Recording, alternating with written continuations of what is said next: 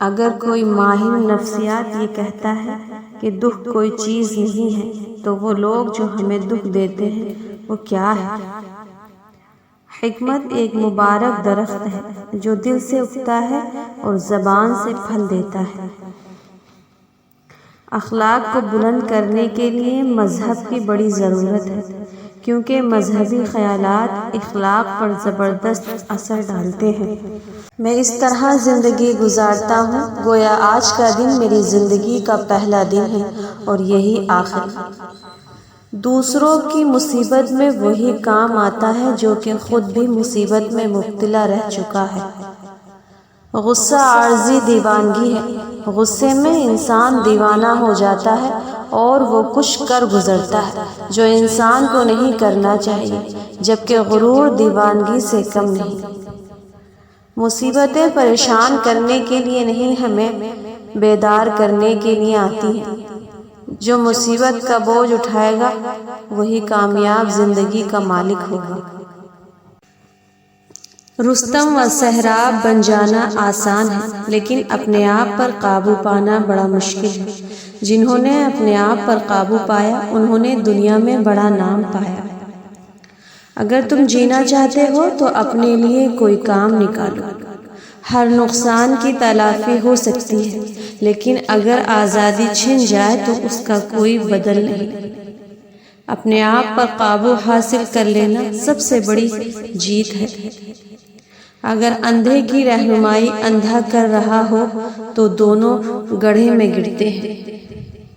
زندگی کی مصیبتیں ہلکی کرنا چاہتے ہو تو زیادہ سے زیادہ مصروف و مشغول رہو۔ جدائی بعض اوقات دوستی میں رس کھول دیتی ہے اور اسے زیادہ میٹھا بنا دیتی ہے۔ چاند کو اپنا نشانہ بناؤ۔ یہ درست ہے کہ تمہارا تیر چاند تک نہیں پہنچ سکتا، لیکن تمہارا نشانہ سب سے اونچا نشانہ ضرور ہوگا۔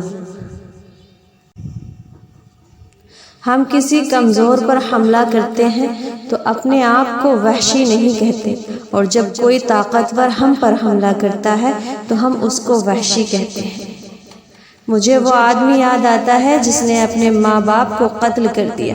جب اسے سزا سنائی جانے لگی تو اس نے اس بنا پر رحم کی درخواست کی کہ وہ یتیم ہے۔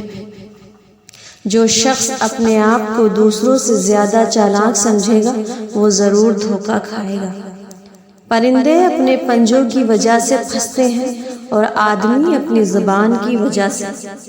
غریب وہ نہیں جس کے پاس تھوڑا ہے، بلکہ وہ جسے بہت زیادہ کی خواہش ہے۔ جو شخص گھٹیا چیزوں کی تعریف گھٹیا طریقے سے کرے وہ خود بھی گھٹیا ہے۔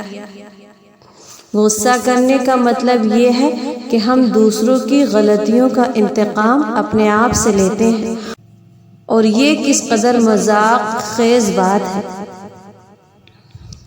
ہر ناکامی اپنے دامن میں کامرانی کا پھول لیے ہے، لیکن شرط یہ ہے کہ ہم کانٹوں میں الجھ کر نہ رہ جائیں۔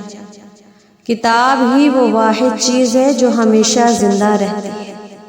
اگر آپ کو اپنی عزت اور مقام کا خیال ہے تو اچھے لوگوں کے ساتھ رہیں، کیونکہ بری صحبت اختیار کرنے سے تنہا رہنا بہتر ہے۔ جہالت تکبر میں اضافہ کرتی ہے۔ شخص جتنا کم جانتا ہوگا اس میں تکبر اتنا ہی زیادہ ہوگا۔ دولت مندوں کے لیے سب سے مشکل کام غریبوں کی حالت زار کو سمجھنا ہے۔ نکمی سے نکمی بات کی حمایت کے لیے بھی کوئی نہ کوئی حمایتی نکل ہی آتا ہے۔ آپ کی کامیابی میں کوئی ایسی چیز ضرور ہے جس سے آپ کی بہترین دوست بھی ناخوش ہے۔ زندگی ایک غیر ملکی زبان ہے جس کا تلفظ ہر کوئی غلط ادا کرتا ہے۔ پرانی کہاوت ہے کہ خوشامد بے وقوفوں کی غذا ہے۔ اس کے باوجود بعض اہل تمیز بھی اس غذا سے بہرور ہونے کو برا نہیں سمجھتے۔ یہ دنیا مرنے والوں کے لیے ہے اور وہ دنیا جینے والوں کے لیے۔ میرے پاس ایک ہی چراغ ہے جس کی روشنی میں راستہ دیکھتا ہوں، اور وہ ہے تجربے کا چراغ۔ اکثر لوگ عام طور پر ظاہر کو دیکھ کر اندازہ لگاتے ہیں اور باطن کو نہیں دیکھتے۔ لوگوں میں بصارت تو ہوتی ہے لیکن بصیرت بہت ہی کم لوگوں میں ہوتی ہے۔